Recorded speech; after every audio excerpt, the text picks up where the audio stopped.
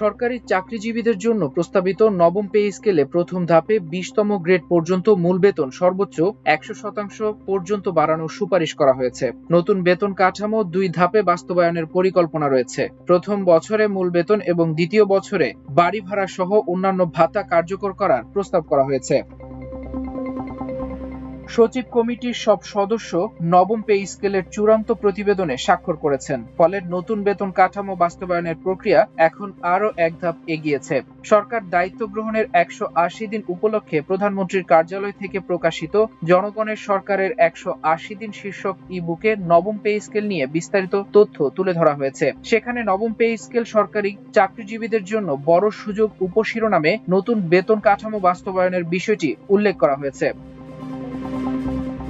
ই-বুকে বলা হয়েছে 2026-27 অর্থবছরে সরকারি কর্মকর্তা কর্মচারীদের বেতন ভাতার জন্য 89,836 টাকা বরাদ্দ রাখা হয়েছে। পেনশন ও গ্র্যাচুইটি সহ এ খাতে মোট বরাদ্দের পরিমাণ 1,41,434 কোটি টাকা।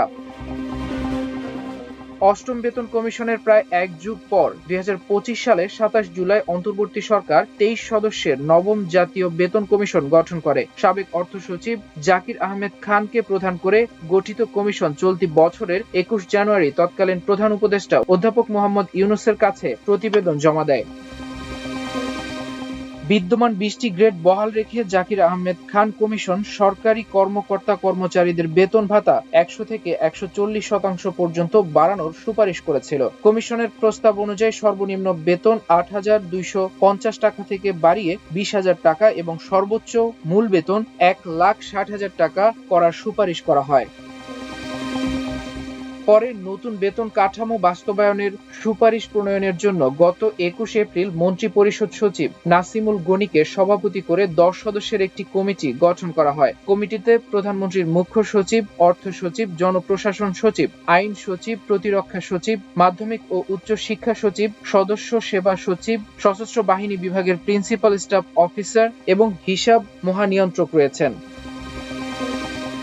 এর আগে গত 11 জুন জাতীয় সংসদে বাজেট উপস্থাপনের সময় অর্থমন্ত্রী জানিয়েছিলেন 1 জুলাই থেকে সরকারি কর্মচারীদের নতুন বেতন কাঠামো বাস্তবায়নের উদ্যোগ নেওয়া হয়েছে। বাজেট বক্তৃতায় তিনি বলেন, প্রায় 11 বছর ধরে সরকারি কর্মচারীরা একই বেতন কাঠামোর বেতন ভাতা পাচ্ছেন। এ সময় মূল্যস্ফীতির কারণে তাদের জীবনযাত্রার ব্যয় উল্লেখযোগ্যভাবে বেড়েছে।